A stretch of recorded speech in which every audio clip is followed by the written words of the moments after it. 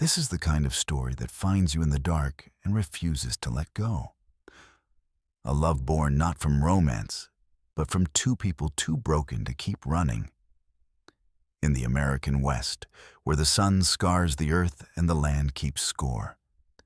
It starts with the smallest sound, a wagon axle cracking like a promise, and ends with a mark carved into adobe that no rain will ever erase. Between those two moments lies everything worth remembering. Mercy, exile, a child's first breath, and a silence deeper than any grave. Before we cross that line together, hit like if you feel the pull already. And tell me in the comments where you're sitting as the desert opens its heart. Which version speaks to you the most, Sam? Or would you like me to combine any of them further? The sun had dropped low, bleeding red across the low hills near the Arizona-New Mexico line. Kai crouched beside the old hunting trace fingers, brushing the faint imprint of a hoof he had once ridden hard. The ground was cracked and dry, the color of old bone. He had come this way because the land still pulled even after 3 years of exile. He told himself it was only to check for game sign, nothing more. Then the wind quit. No gradual dying. One moment it scraped against his cheek, carrying the scent of creosote and distant rain that never arrived. The next, nothing. The birds that had been calling from the mesquite went silent at once. The air thickened until it felt like breathing through wet cloth. Kai froze, palm flat on the earth. He knew this stillness, the land remembering. His eyes found the flat stone half buried in the dust. The petroglyph was faint now, 4 lines crossing like a broken star, and the mark his mother Yana had shown him when he was small, the one that tied a man to the mountain spirits and the people who walked before. He had passed this stone the night he left the band running from the raid he would not join. His own boot print still scarred the dirt beside it, shallow but unmistakable. The land had kept it. A small strip of hide once tied to his belt lay caught under the stone's edge. The wind that should have been there had somehow lifted it free. On the leather, scratched deep with a knife point, were the names Yana, Tano. Kai had carried them since the day he walked away. Now the hide rested exposed, as though the ground itself had decided to show the wound. He did not pick it up. His hand hovered, then drew back. To touch it now would be to claim what he had already lost. To leave it was to pretend the land had not noticed. The silence stretched. No hawk cried, no lizard rustled. Only the faint creak of his own breathing. Far off on the ridge, a shape moved against the sky, tall, dark blanket, motionless. One of the old ones, or someone sent to watch. Kai did not stand. He stayed, low eyes fixed on the stone, on the hide, on the print that was his own. He could walk away again. Keep moving through the borderlands, take no side, oh, no one.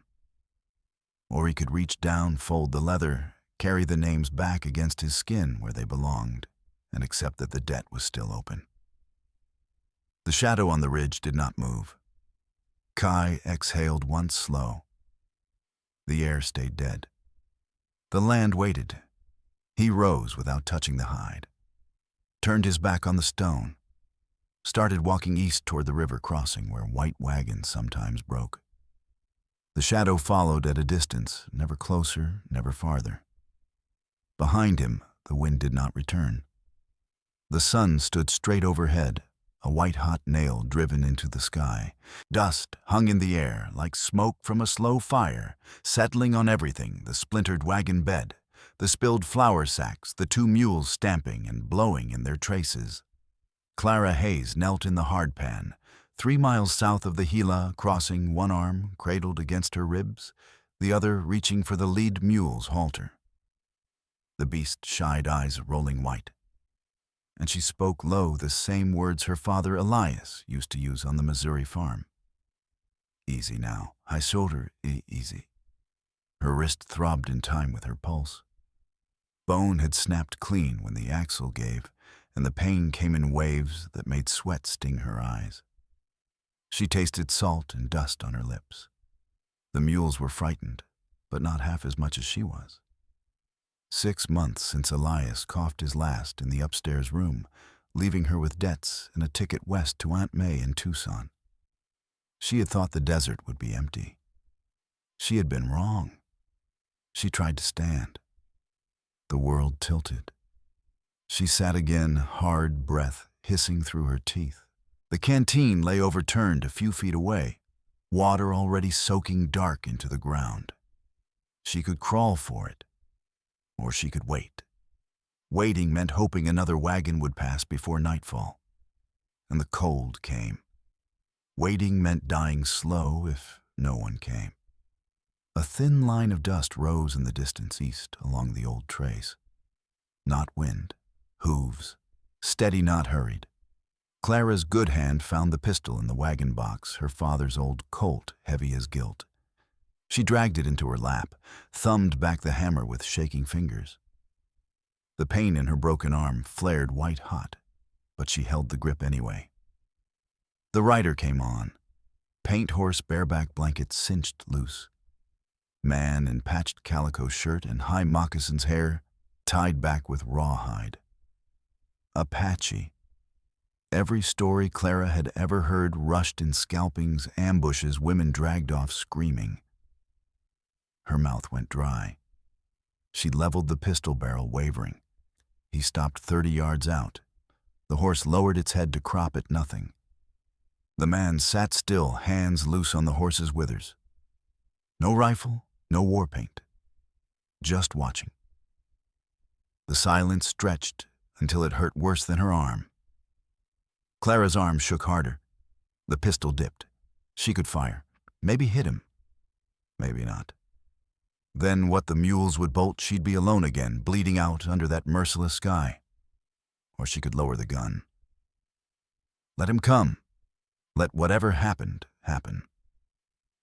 Both choices tasted like ash. He swung a leg over and slid to the ground, slow, deliberate.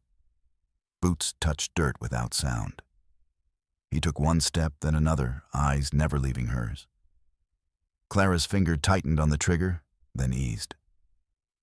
The hammer clicked back down. He stopped 10 feet away, close enough she could smell horse sweat and sage on him. His gaze dropped to her arm and then back to her face.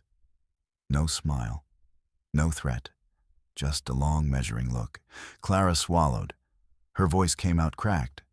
"You speak English?" He nodded once. She waited. He waited. The mules shifted chains, jingling softly. The sun kept burning. He took another step. Clara did not raise the pistol again. The adobe walls still held the day's heat when they reached the old place, a shallow dip in the hills where someone had once tried to make a home and failed. The roof sagged, windows gone to black holes, but the walls stood. Kai led the paint horse inside the broken gate, then helped Clara down with one careful hand under her good elbow. She bit her lip against the jolt to her broken wrist. The mules were tied to a post outside, heads low, blowing dust from their nostrils. Inside, the air smelled of old smoke and dry earth. Kai cleared a space on the dirt floor, spread his blanket roll, then motioned her to sit. She did, cradling the arm like something fragile and foreign. He knelt, examined the break again. Swollen, purpled the bone, crooked under skin. No words. He took a knife from his belt, cut 2 straight pieces from a broken chair leg left in the corner, then tore strips from the hem of her petticoat. The cloth made a soft ripping sound in the quiet. Clara watched his hands. They moved steady, no hurry, no tremor. She had expected rougher. She had expected worse. The pistol lay beside her on the blanket within reach. She did not touch it. He bound the splints with the torn cloth, tight enough to hold, but not crush. When he pulled the final knot, pain flared white behind her eyes. She gasped once short, then swallowed it. Kai paused, fingers still on the bandage. He did not look up. She did not apologize. He built a small fire in the cold hearth twigs, a handful of dried dung from the corner. The smoke rose thin and blue, carrying the faint, bitter scent of mesquite. They sat on opposite sides of the low flames. The light played across his face, catching the scar along his jaw she had not noticed before. Clara's good hand rested on the pistol-grip thumb, tracing the checkering. She could still feel the weight of it from the desert. After a long time, she spoke. "Thank you." He nodded, once eyes on the fire. She tried again. "For not leaving me out there." He was quiet so long she thought he would not answer. Then low. "My mother died in a raid. Cavalry. I was 12. My brother Tano.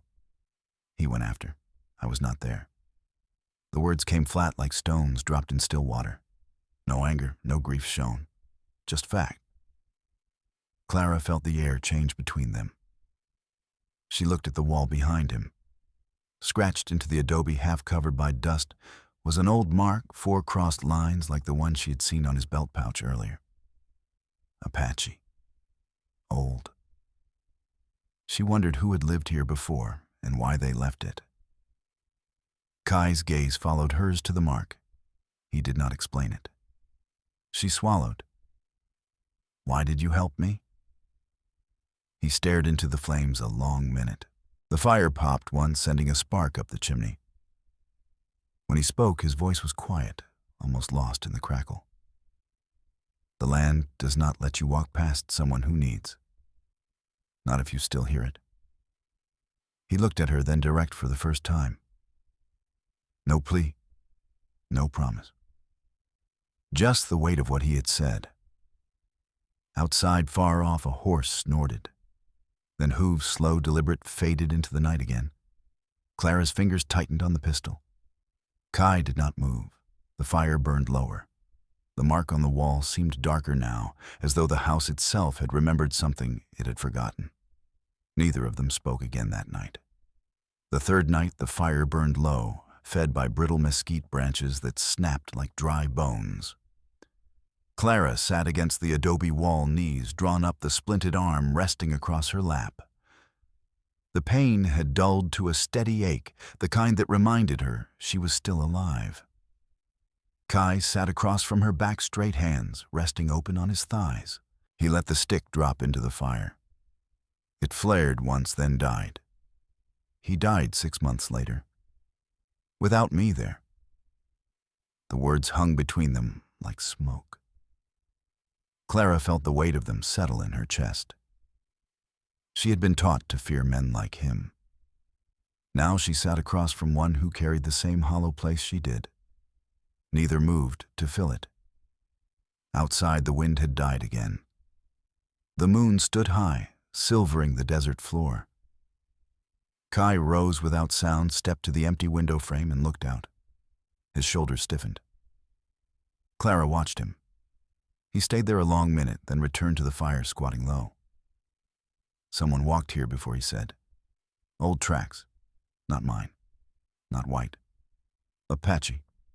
Faded, but fresh enough." He did not elaborate. He did not need to. The tracks meant someone remembered. Someone might still care enough to follow. Clara's good hand curled into the blanket. Tucson-weighted bedsheets starched a room of her own, Aunt May's careful kindness. A life where people looked at her and saw only what they expected. Staying here meant something else. Staying meant whispers in towns she might never enter again. Staying meant the risk of more than gossip. She looked at Kai. He met her eyes, steady, no plea in them. Just the same quiet question that had been there since the overturned wagon. "I don't want the life waiting in Tucson," she said. The words came out plain, no drama.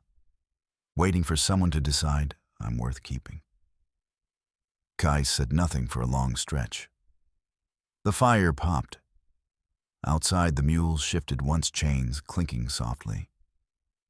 He rose again, walked to the doorway, and stood looking into the dark. Clara followed his gaze.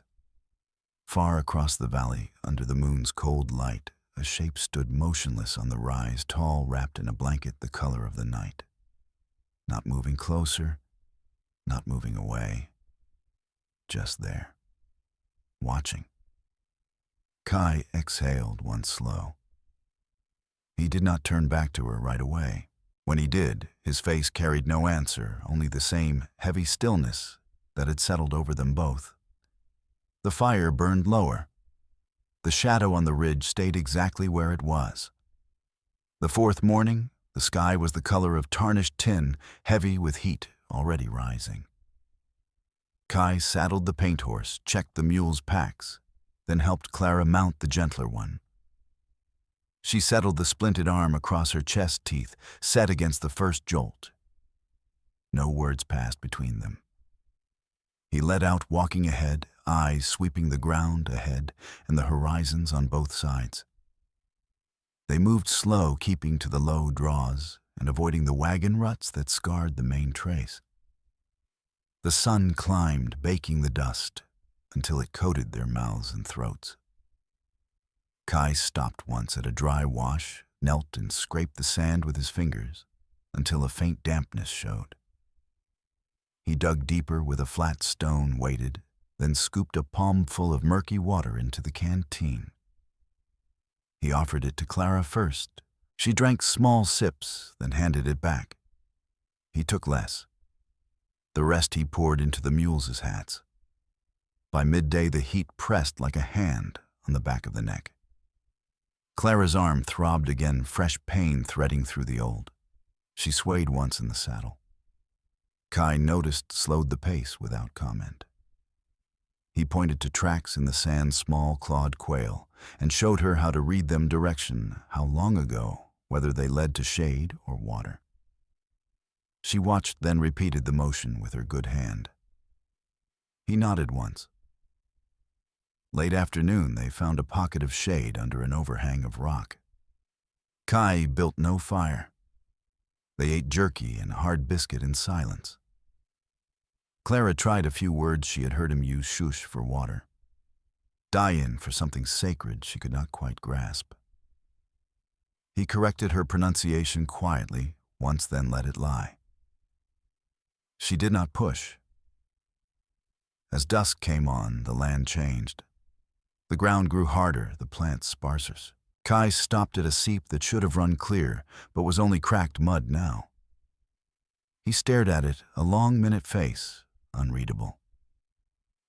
The drought had come harder here, deeper. He rose, walked a few paces, and found fresh sign moccasin prints, 3 sets crossing their trail at an angle. Not old, not friendly. He covered the tracks with a sweep of his boot, then returned without speaking. Clara felt the shift in him, shoulders tighter, eyes scanning wider. She understood enough. Staying meant more than the desert. It meant leaving the one place where her name still carried weight, Aunt May's house, the tidy streets of Tucson, and the life she had been raised to expect. Going back meant safety, but the kind that came with bars on the windows. She looked at Kai's back as he walked ahead, and the way he moved, like the land itself was listening to him. She stayed mounted. They camped that night under open sky, no blanket between them and the stars. Kai took first watch. Clara lay on the blanket roll arm, propped on her saddlebag, listening to the small sounds a coyote yipping far off the mules, chewing dry grass, Kai's slow breathing as he sat against a boulder. She slept fitfully, woke to find him still there, eyes open. Dawn broke gray. They packed and moved on. By noon, the low roofs of Willow Creek appeared on the horizon, adobe, and timber smoke rising thin from a few chimneys. They stopped at the edge of the settlement, in the shadow of a dry wash. A group of miners stood outside a lean-to saloon, tin cups in hand, watching the newcomers. Their eyes lingered on Clara's pale skin, then shifted to Kai's moccasins and the paint horse. One man spat into the dust. Another muttered something low. Kai did not flinch. He kept his hands visible loose at his sides. Far across the flats on a low ridge of rock, a lone figure stood wrapped in a dark blanket, motionless, watching. The distance made him small, but Clara felt Kai's stillness deepen beside her. He exhaled once quiet, then he started forward again, leading the mules toward the settlement. Clara followed. The miners kept watching. The figure on the ridge did not move. The settlement of Willow Creek lay low against the dry flats, a scatter of adobe walls and timber lean-tos held together by hope and habit. Dust hung in the streets like a permanent haze stirred by every footfall and hoof. Kai and Clara walked the paint horse and the mules past the saloon, past the blacksmith's forge where coals glowed dull red, past eyes that followed them without welcome. They stopped at the last house on the edge of town, a small adobe with a sagging porch and a yard of hard-packed earth. Widow Greer waited on the steps, folded gray hair pinned tight under a sunbonnet. She looked them over once slow. Silver or paper, Kai reached into the pouch at his belt, drew out the small leather sack heavy with Mexican pesos and a few American dollars. Clara added the folded banknote from her father's inheritance, Elias's last gift, creased and worn. Widow Greer counted without hurry, then nodded once. "Deed's yours. Don't expect neighbors to call." She handed over the key, a simple iron thing, then paused. Her voice dropped. "Keep your past quiet. Folks here don't forget easy." She turned and walked away, skirts dragging in the dust. Inside the house smelled of old lime and mouse droppings. The floor was packed earth, the walls bare, except for a few nail holes where pictures had once hung. Kai set the saddlebags down, then walked the perimeter, touching the adobe as though testing it. Clara watched him. His fingers lingered on the wall, where the light fell strongest, tracing the rough surface. She saw the hesitation in the way he pulled his hand back, as though the earth itself might remember him touching it. They worked through the afternoon without speaking much. Kai swept the floor with a bundle of sagebrush. Clara scrubbed the single window with a rag, dipped in the last of their water. By dusk, they had cleared a patch of yard behind the house. Kai broke the ground with a borrowed spade, slow strokes turning the dry soil. Clara scattered seeds from a small sack she had carried since Missouri beans, squash a few corn kernels. The mules cropped at sparse grass near the fence. Kai brought 3 scrawny hens from a trader who would not meet his eyes. They pecked at the dirt, wary. Night fell cool. They sat on the porch steps, backs to the wall. Kai's pouch lay open between them. He took out the strip of hide, the one with Yanni and Tano scratched into it, and turned it in his fingers. For a long time, he said nothing. Clara watched the way he held it, not quite touching the marks, as though afraid to claim them here. She spoke first. "We could leave it hidden." He looked at her. No answer. Then he rose, walked to the inside wall facing east, where the first light would strike at dawn. He took his knife from the sheath, the blade catching the lantern glow. Clara stood in the doorway, breath held.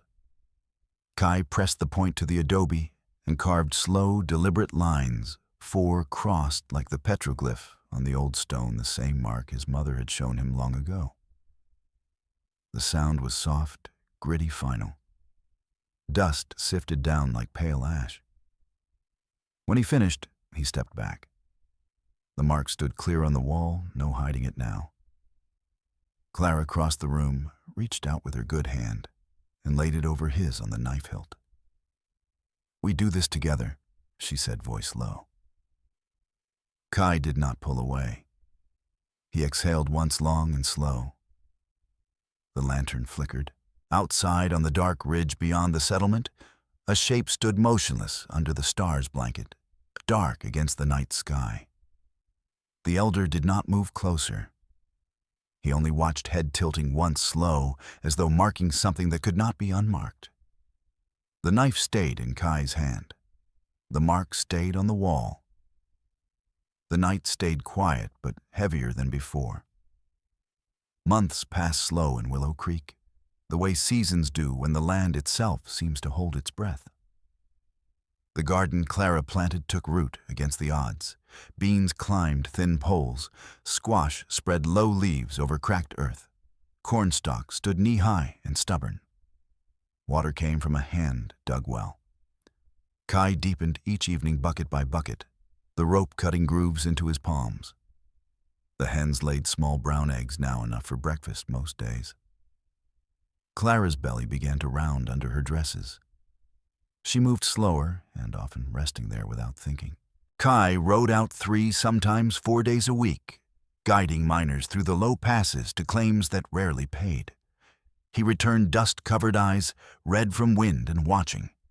Clara took in mending from the few who would bring work to their door, patched trousers, torn shirts, seams that spoke of hard living. She stitched by lantern light, needle flashing, steady the rhythm, a quiet anchor. One evening, in late summer, the air hung thick with the smell of dry grass and distant smoke. They sat on the porch after supper, the door open to catch any breeze. Clara's hands worked a small blanket she had started months ago, wool dyed soft blue, the color of sky after rain.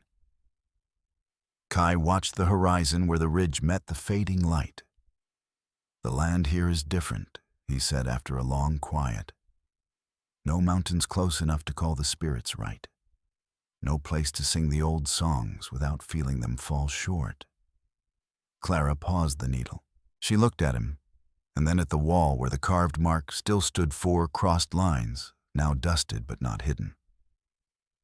"You miss the old ways." He exhaled through his nose once. "I miss knowing who I am when the sun comes up. Here I guide men who would shoot me if they knew the rest. I live on ground that belongs to no one and everyone. The names Yanatano, they stay in the pouch. They should be spoken at dawn with smoke and song, not whispered in a house that isn't mine." She set the blanket aside. Then, "Why stay?" Kai turned his head slow. His eyes held hers steady but tired.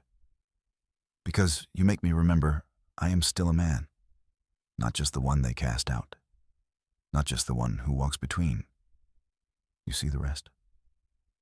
Clara reached across the space between them and laid her hand on his forearm. The touch was light, but it stayed. Neither spoke for a while. The wind moved through the cornstalks, dry rustle like paper turning. Word had started to travel. A trader passing through had heard it in Tucson Apache outcast, living with a white woman, raising a garden, guiding for pay. Whispers reached the band still holding the high country. Someone would come to see. Someone would decide what the exile meant now that it had taken root. The ground around Willow Creek had grown harder that summer. Wells ran lower. The seep Kai once found damp now cracked open like old skin. Inns seemed distant, pulled back. Kai felt it in the mornings when he stepped outside, and the air answered nothing. Clara's labor came sudden one crisp fall night. Senora Luz arrived with her bag of herbs and clean linen face lined, but calm. She worked by candlelight, speaking low Spanish to Clara, guiding her through the pain. Kai waited in the next room back to the wall, hands clenched at his sides. Hours passed. Then the thin cry cut the silence. Senora Luz carried the baby out, wrapped in the blue blanket Clara had finished. A girl, dark eyes, already open looking. Kai took her arms careful as if she might break. He held her against his chest, breath catching once. Clara watched from the bed, exhausted, smiling faint. Outside under the moon hooves sounded far off, slow measured, coming closer than before. Kai lifted his head. Through the open door, he saw the ridge line silvered in light. The elder stood there nearer now than he had ever been. Blanket-wrapped, tight face shadowed. He did not move forward. He only watched the small bundle in Kai's arms, head tilting, as though listening to something carried on the wind. Kai pressed his lips to the baby's forehead. The child stirred. The hooves faded again into the night, but the silence they left was heavier, sharper waiting. The years had carved their lines into Willow Creek, the way water cuts stone, slow, relentless, leaving grooves no rain could fill. Lila was 2 now, small and dark-eyed, hair braided with bits of red yarn Clara had saved from an old dress. She played in the yard most mornings, chasing the hens with bare feet, laughing when they scattered. The garden had thickened. Corn stood taller than Kai's hip beans, hung heavy on the vines. The house smelled of wood smoke and bread baked in the outdoor oven Kai had built from river stones. Kai still guided when the miners asked. He took them through the low passes near the old Arizona line ground that once belonged to his people. This trip the group was small, 3 men with pack mules and rifles slung loose. They rode quiet the way men do when they know the country can turn on them. Kai kept point eyes on the horizon, the trail the wind. Midday they crossed a dry ridge where the earth lay cracked open like old leather. The air smelled of dust and heat-baked rock. Kai reined in the paint horse. Ahead, faint but clear moccasin prints crossing the trail at an angle, 3, maybe 4 sets. Fresh enough the edges hadn't crumbled. He dismounted, knelt, touched one print with 2 fingers. The miners watched him uneasy. He said nothing. Rose walked a few paces, found more a broken arrow shaft, half-buried fletching gone, but the notch still sharp. Apache. His own band or what was left of it. He turned back to the men. "We go around?" One miner spat. "Ain't no time for detours.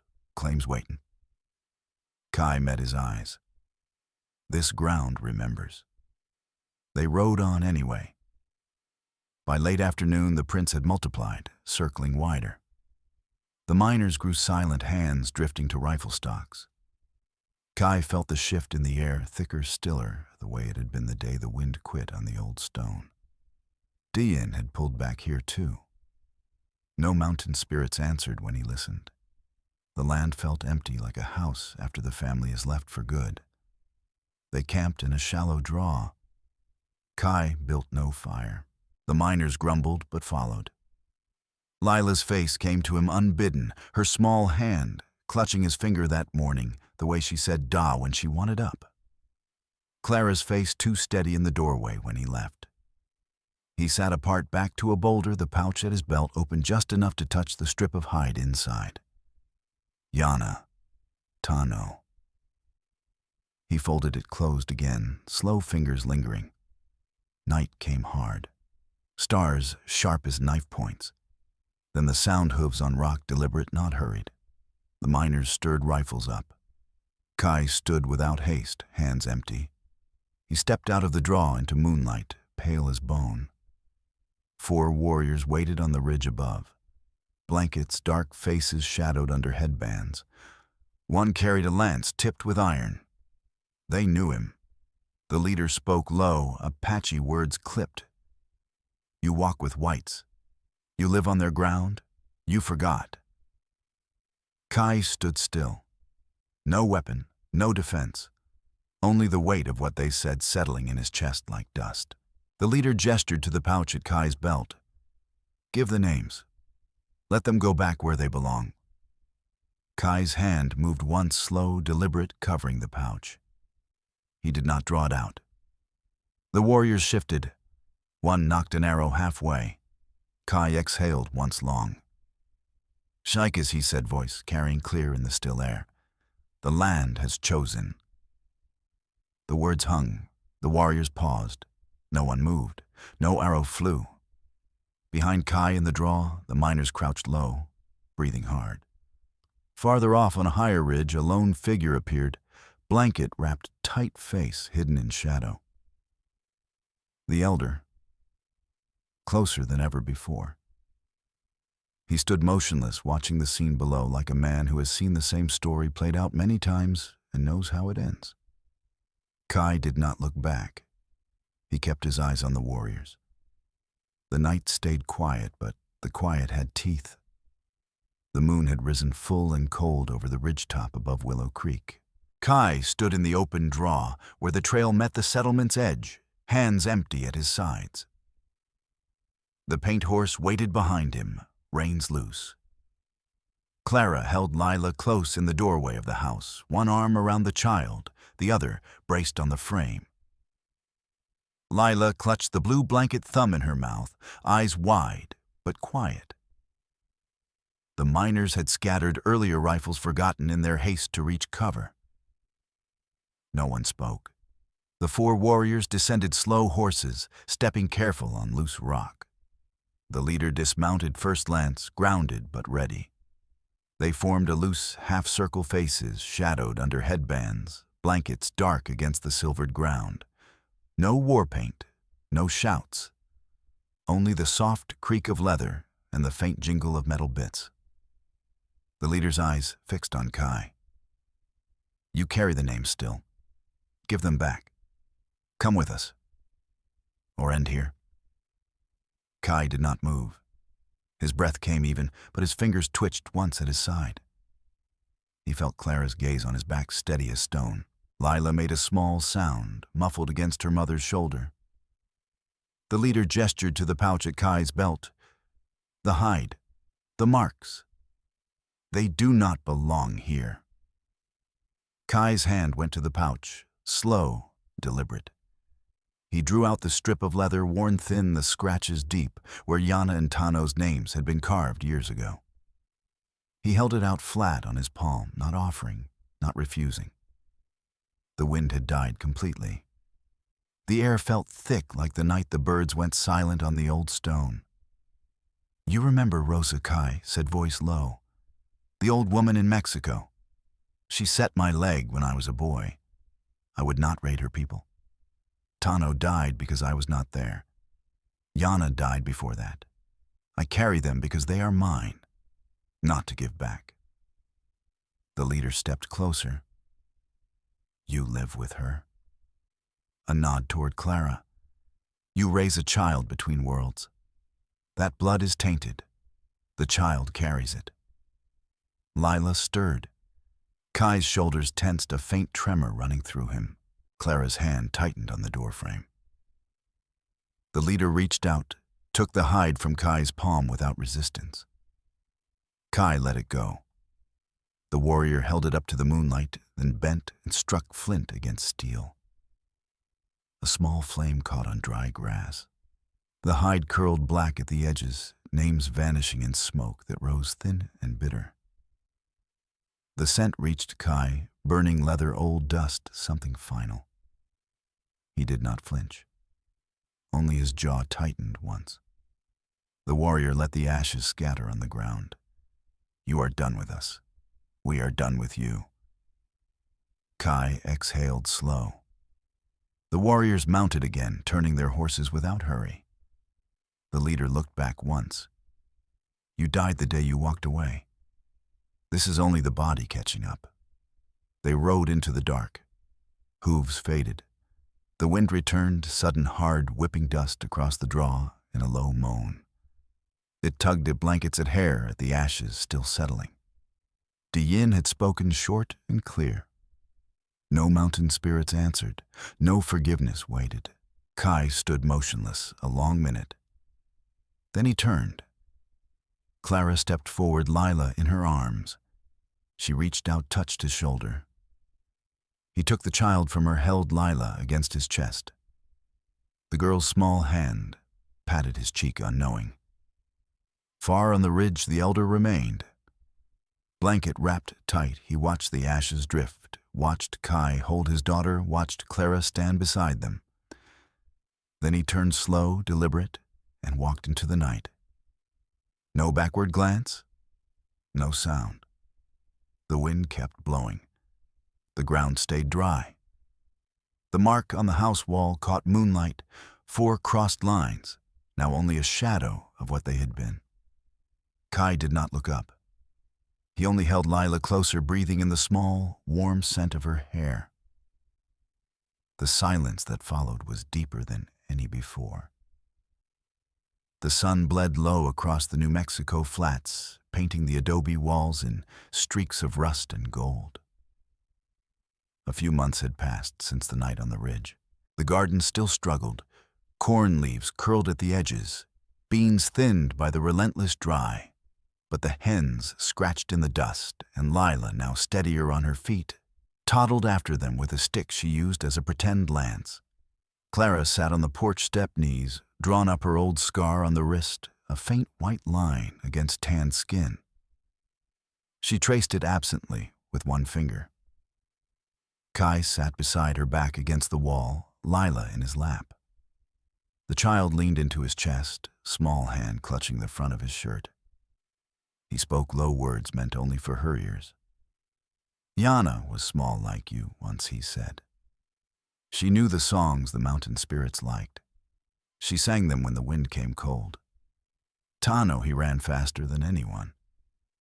He would chase the shadows across the hills until they gave up. Lila listened, head tilted, not understanding all, but catching the rhythm. She patted his chest, once soft. Kai's hand covered hers, large and still. Clara watched them. She reached out, touched the scar again, then let her hand fall to Kai's arm. The touch stayed there, quiet anchor. The ground around the house had not softened. Wells stayed low. The seep Kai once deepened, now cracked wider each day. No rain answered. Di-Yin had not returned full. Only faint echoes in the wind that died too quick. Neighbors passed on the road without stopping. A few still brought mending to Clara's door, but they left quick eyes averted. The whispers lingered like smoke that never quite cleared. Kai looked east toward the ridge where the elder had stood that night. The line was empty now, only sky and rock.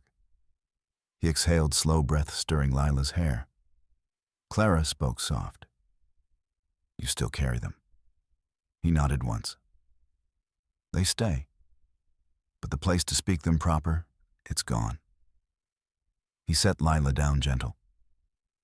She ran a few steps, then turned back, waiting. Kai rose, walked inside. He returned with a knife, the same one that had carved the mark years before. He knelt at the wall beside the old crossed lines, now faded by dust and time. With careful strokes, he added a smaller shape below a simple curve, like a half-moon, not full, not sacred in the old way. Only a reminder. The blade scraped soft against adobe dust, sifting down like pale rain. When he finished, he whispered once low words in Apache meant for no one else. Yana's name. Tano's. They drifted out on the evening air, thin as smoke.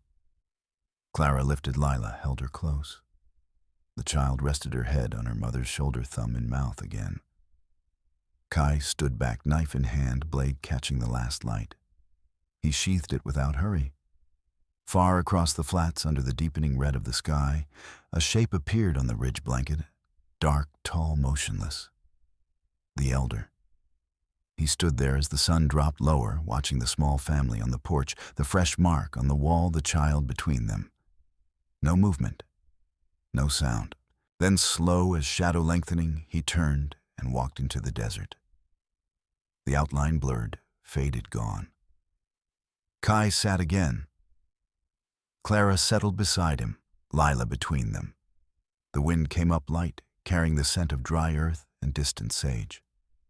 It moved through the corn stalks, rustled the hens' feathers, tugged at the edges of blankets. No one spoke.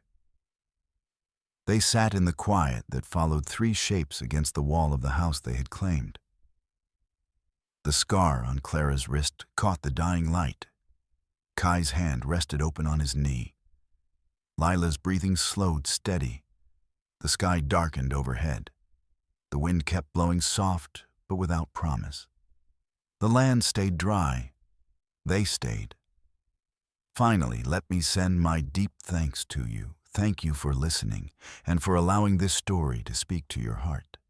The Wild West still holds countless truths, some painful, some tender, all worth remembering. Stay with us, subscribe, comment, and invite others to discover these untamed stories. From our hearts to yours, thank you for being part of this journey. Aviso legal. Bara disclaimer. Each story shared here is produced for storytelling enjoyment. Certain scenes may include fictional or dramatized elements inspired by historical circumstances. Although AI tools assist us in visuals narration and script development, the emotional tone, editing, and quality control are conducted by people to ensure meaningful experiences. We fully uphold YouTube's policies, using no deceptive recreations or impersonations of real individuals. All creative resources are properly licensed. Unauthorized copying, re-uploading, or remixing is not permitted. Thank you for supporting the effort behind every episode we create.